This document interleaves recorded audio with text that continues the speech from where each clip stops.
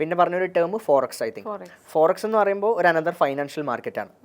ഇപ്പോൾ നമ്മൾ ഇന്ത്യൻ മാർക്കറ്റിനെ കുറിച്ചാണ് ഇതുവരെ നമ്മൾ സംസാരിച്ചത്. ഇന്ത്യൻ മാർക്കറ്റ് എന്ന് പറയുമ്പോൾ നമ്മൾ ഇന്ത്യയിൽ പബ്ലിക് ലിസ്റ്റഡ് ആയിട്ടുള്ള കമ്പനീസിൻ്റെ ഷെയറുകൾ ട്രേഡ് ചെയ്യപ്പെടുന്ന ഒരു മാർക്കറ്റാണ് ഇന്ത്യൻ മാർക്കറ്റ്.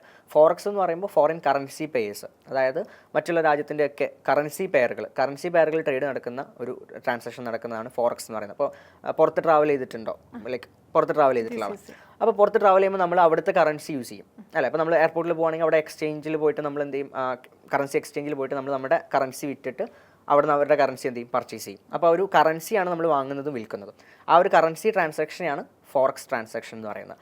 സോ ഒരു കറൻസി ട്രാൻസാക്ഷൻ നടത്തിയിട്ടുള്ള ഒരാളാണെന്നുണ്ടെങ്കിൽ ഓൾറെഡി അയാൾ ഫോറക്സ് ട്രേഡിംഗിൽ പാർട്ടിസിപ്പേറ്റ് ചെയ്തു. അതിൻ്റെ ഒരു ഡിജിറ്റൽ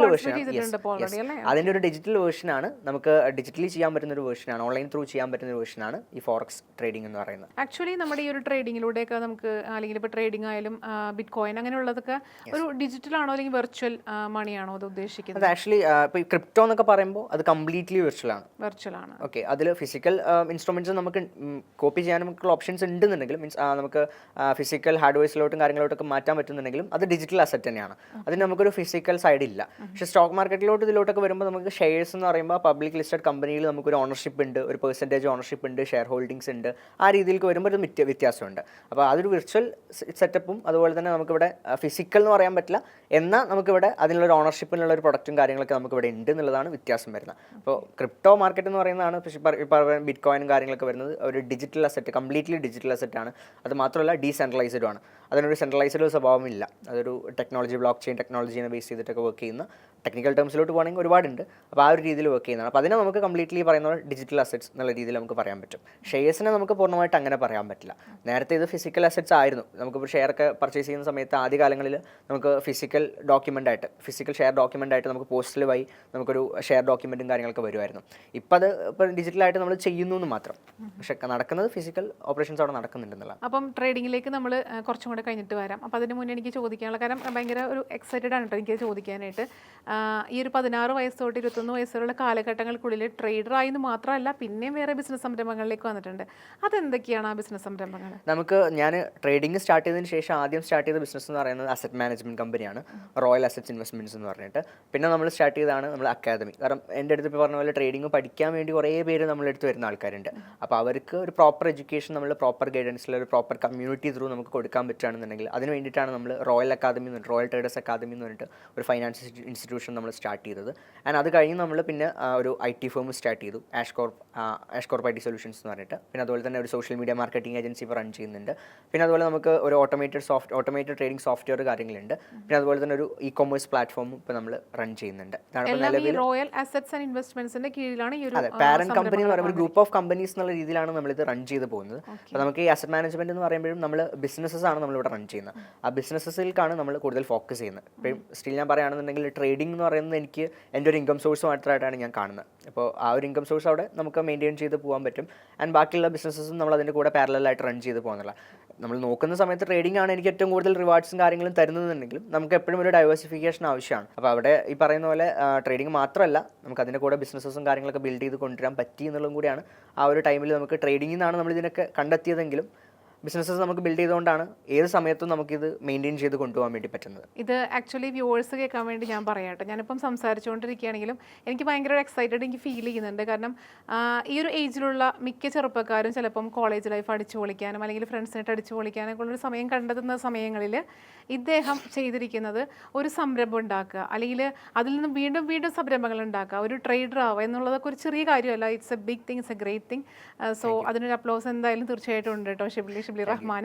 അപ്പോൾ ഷിബ്ലി റഹ്മാൻ്റെ ഒരു സംരംഭം എന്ന് പറയുന്നത് റോയൽ അസറ്റ്സ് ആൻഡ് ഇൻവെസ്റ്റ്മെൻറ്റ്സ് ആണ്. അതിൻ്റെ താഴെയുള്ള കുറച്ച് സംരംഭങ്ങളും കൂടി ഉണ്ടെന്നുള്ളതിനെ കുറിച്ചൊക്കെ സംസാരിച്ചു.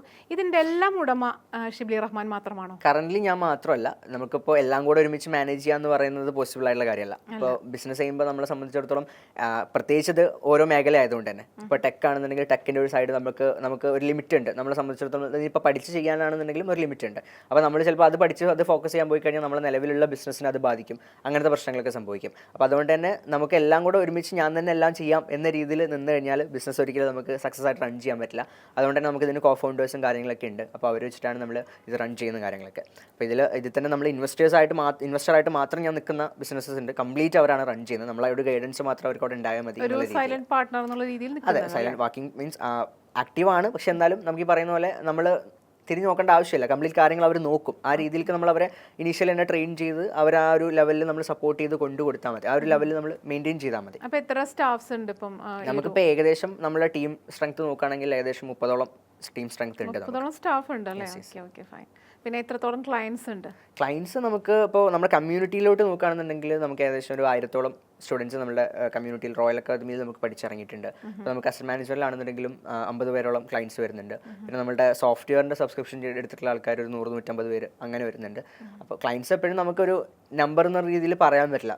ഇങ്ങോട്ടും ക്ലയൻസുകൾ ഇങ്ങനെ ഓരോ ദിവസം വന്നുകൊണ്ടിരിക്കുകയാണ്, അങ്ങനെ വന്നുകൊണ്ടിരിക്കുന്ന രീതിയിലാണ്. അപ്പോൾ എല്ലാ സ്റ്റാഫായാലും അല്ലെങ്കിൽ ക്ലയൻസ് ആയാലും 100% സാറ്റിസ്ഫൈ ആണെന്ന് ഷിബ്ലിക്ക് സാറ്റിസ്ഫൈ ആക്കാൻ നമുക്ക് മാക്സിമം നമ്മൾ നമ്മുടെ സൈഡിൽ നിന്ന് ട്രൈ ചെയ്യും. കാരണം ഇപ്പോൾ ട്രേഡിങ്ങിൻ്റെ കേസിലോട്ട് വരുമ്പോൾ ബാക്കിയുള്ളതൊക്കെ ഓക്കെ, ബാക്കിയുള്ളതൊക്കെ നമുക്ക് 100% നമുക്ക് എത്തിക്കാൻ പറ്റും. പക്ഷേ ട്രേഡിങ്ങിൻ്റെ കേസിലോട്ട് വരുമ്പോൾ അവിടെ നമുക്ക് വരുന്ന സ്റ്റുഡൻസ് ആയിക്കോട്ടെ, നമുക്ക് ഒരിക്കലും 100% എന്നുള്ളൊരു സംഭവം അവിടെ അച്ചീവ് ചെയ്യാൻ പറ്റില്ല. കാരണം നമ്മളെപ്പോലെ നമ്മൾ മനസ്സിലാക്കി പഠിച്ച കാര്യങ്ങൾ, നമ്മളുടെ ഈ എക്സ്പീരിയൻസ് കാര്യങ്ങൾ ഇതൊക്കെയാണ് ഇവർക്ക് നമ്മൾ പഠിപ്പിച്ചു കൊടുക്കുന്നത്. നമ്മളുടെ കൂടെ ഇരുത്തിയിട്ടാണ് ഇവരെ ട്രേഡ് ചെയ്യിപ്പിക്കുന്നത്. എക്സ്പീരിയൻസ് അങ്ങനെ ഒരു എക്സ്പീരിയൻസ് അവർക്ക് ഉണ്ടാക്കി കൊടുത്ത് ആ രീതിയിൽ പ്രാക്ടീസ് ചെയ്യിപ്പിച്ചിട്ടാണ് നമ്മൾ ഇവരെ പഠിപ്പിക്കുന്നതൊക്കെ. പക്ഷേ ആ ഒരു സെയിം എഫേർട്ട് അവരിട്ട് കഴിഞ്ഞാലാണ് അതിൻ്റെ റിസൾട്ട് അതുപോലെ ഉണ്ടാവുക. ഇപ്പോൾ ഒരു ബാച്ച് വൈസ് ഒക്കെ വരികയാണെന്നുണ്ടെങ്കിൽ 10 പേര് നമ്മൾ എടുത്ത് നോക്കുകയാണെന്നുണ്ടെങ്കിൽ ആ 10 പേരിൽ 10 പേരും ഡിഫറെൻറ്റ് ഐക്യൂലായിരിക്കും. അവർ ഓരോരുത്തരുടെയും ഓരോ ക്യാരക്ടർ അല്ലെങ്കിൽ ഓരോരുത്തരുടെയും ക്യാപ്പബിലിറ്റി ഒക്കെ വ്യത്യാസം ഉണ്ടാവും. ക്യാപിറ്റൽ വ്യത്യാസം ഉണ്ടാവും, ക്യാപ്പബിലിറ്റി വ്യത്യാസം ഉണ്ടാവും, ഓരോ കാര്യങ്ങൾ വ്യത്യാസം ഉണ്ടാവും. അപ്പോൾ അതിനനുസരിച്ച് അവരുടെ റിസൾട്ടിലും അതിൻ്റേതായ വ്യത്യാസങ്ങളുണ്ടാവും. അപ്പോൾ 100% ഒരിക്കലും നമുക്കതിൽ അഷ്യൂർഡ് പറയാൻ പറ്റില്ല. ട്രേഡിങ്ങിൻ്റെ കേസിൽ ഒരു കാര്യത്തിലും നമുക്ക് 100% അഷുറൻസ് പറയാൻ പറ്റില്ല. അതിനിപ്പോൾ പ്രോഫിറ്റിൻ്റെ കേസിലാണെങ്കിലും എല്ലാത്തിൻ്റെ കേസിലും നമുക്ക് എല്ലാ മാസവും ഇത്ര രൂപ പ്രോഫിറ്റ് കിട്ടും എന്ന രീതിയിൽ ഒരിക്കലും ട്രേഡിങ്ങിനെ കാണാൻ പാടില്ല എന്നുള്ളത് ഞാൻ എല്ലായിടത്തും പറയുന്ന കാര്യമാണ്. അതിന് റീസൺ ഉണ്ട്. കാരണം ട്രേഡിംഗ് സ്റ്റിൽ ഒരു വേരിയബിൾ ഇൻകം സോഴ്സ് ആയിട്ട് നമുക്ക് കാണാൻ പറ്റുള്ളൂ. എല്ലാ മാസവും അതിൽ നിന്ന് ഒരു ഫിക്സഡ് ഇൻകം എന്ന രീതിയിൽ നമുക്ക് ട്രേഡിങ്ങിനെ കാണാൻ പറ്റില്ല. അതുകൊണ്ട് തന്നെയാണ് നമ്മൾ പാരലായിട്ട് മറ്റുള്ള ബിസിനസ്സും കാര്യങ്ങളൊക്കെ ബിൽഡ് ചെയ്യുന്നതും ഒക്കെ ചെയ്യുന്നതും. അപ്പോൾ ഈ പറഞ്ഞ നമ്മൾ ചോദിച്ചു എന്ന് പറഞ്ഞാൽ 100% നമുക്ക് സാറ്റിസ്ഫൈഡ് ആക്കാൻ പറ്റുമെന്ന് വെച്ച് കഴിഞ്ഞാൽ നമ്മുടെ സൈഡിൽ നിന്ന് നമ്മൾ 100% സാറ്റിസ്ഫൈഡ് ആവും. നമ്മളെ എല്ലാ സർവീസസ് അവർക്ക് പ്രൊവൈഡ് ചെയ്യുന്നുണ്ട്. പിന്നെ അത് മാത്രമല്ല, ഇപ്പോൾ കമ്മ്യൂണിറ്റിയുടെ കേസിലാണെങ്കിലും ഒരു ട്രേഡർ നമ്മളെടുത്ത് വരികയാണ്, ഒരു സ്റ്റുഡൻ്റ് ആയിട്ട് വരികയാണെന്നുണ്ടെങ്കിൽ അവർ ട്രേഡ് ചെയ്ത് ഇൻഡിവിജ്വലി പ്രോഫിറ്റബിൾ ആവുന്നത് വരെ നമ്മളുടെ ഗൈഡൻസും കാര്യങ്ങളും നമ്മൾ കൊടുത്തുകൊണ്ടിരിക്കും. അതല്ലാതെ നമുക്ക് ഒരു മാസത്തെ കോഴ്സ് അല്ലെങ്കിൽ ഒരു 2 മാസത്തെ കോഴ്സ് അല്ലെങ്കിൽ ഒരു വർഷത്തെ കോഴ്സ് അങ്ങനത്തെ ഒരു സംഭവത്തിലല്ല നമ്മൾ അവരെ ക്ലയൻസിനെ നമ്മൾ അപ്രോച്ച് ചെയ്യുന്നത്. അവർ പ്രോഫിറ്റബിൾ ആവുന്നവരെ നമ്മൾ അവരെ കൂടെ ഫിക്സഡ് പീരീഡ് ഒന്നും കൊടുക്കുന്നില്ല. നിങ്ങൾ എപ്പോഴാണോ സ്റ്റേബിൾ ആവുന്നത് അതുവരെ ഞങ്ങൾ കൂടെ ഉണ്ടാവുന്നതാണ് റോയൽ അസറ്റ്സ് ആൻഡ് ഇൻവെസ്റ്റ്മെന്റ് കൊടുക്കുന്ന ഏറ്റവും വലിയ ഒരു ഉറപ്പ് അല്ലേ? കാരണം ഇത് നമ്മളൊരു ബിസിനസ് ആയിട്ടല്ല, ആക്ച്വലി നമ്മളൊരു കമ്മ്യൂണിറ്റി ആയിട്ടാണ് നമ്മളിത് ഇനീഷ്യലി തന്നെ നമ്മൾ സ്റ്റാർട്ട് ചെയ്തപ്പോൾ തന്നെ നമ്മളത് മെയിൻറ്റെയിൻ ചെയ്ത് വന്നിട്ടുള്ളത്. സോ അത് നമ്മളെ ഒരു കുടുംബം എന്ന രീതിയിലാണ് നമ്മൾ ആ ഒരു കമ്മ്യൂണിറ്റിയെ കാണുന്നത്. അപ്പോൾ അത് നമ്മളെ കൂടെ വളർത്തിക്കൊണ്ടുവരിക, learn together, earn together, grow together എന്നുള്ളതാണ് നമ്മളവിടെ ഫോളോ ചെയ്യുന്ന ഒരു മെത്തേഡ് എന്ന് പറയുന്നത്. അത് ആ രീതിയിൽ തന്നെയാണ് നമ്മൾ കൊണ്ടുപോകുന്നത്. ട്രേഡിങ്ങിലേക്ക് വരികയാണെങ്കിൽ എനിക്ക് പേഴ്സണലി അല്ലെങ്കിൽ ഒരുപാട് ആൾക്കാർക്ക് അറിയണമെന്ന് ആഗ്രഹമുള്ള ഒരു ചോദ്യമാണ് ചോദിക്കാൻ പോകുന്നത്. എത്ര രൂപയിലാണ് ട്രേഡിംഗ് ഫസ്റ്റ് സ്റ്റാർട്ട് ചെയ്ത് ഇപ്പോൾ എത്രയിലാണ് നിൽക്കുന്നത്? എത്രത്തോളം അതിൽ ലോസ് ആൻഡ് പ്രോഫിറ്റ് ഉണ്ടായിട്ടുണ്ട് ഒന്ന് പറയാമോ? അപ്പോൾ എന്നെ സംബന്ധിച്ചിടത്തോളം ഞാൻ സ്റ്റാർട്ട് ചെയ്തിട്ടുള്ള ഒരു ക്യാപിറ്റൽ എന്ന് പറയുന്നത് 25,000-ലാണ്.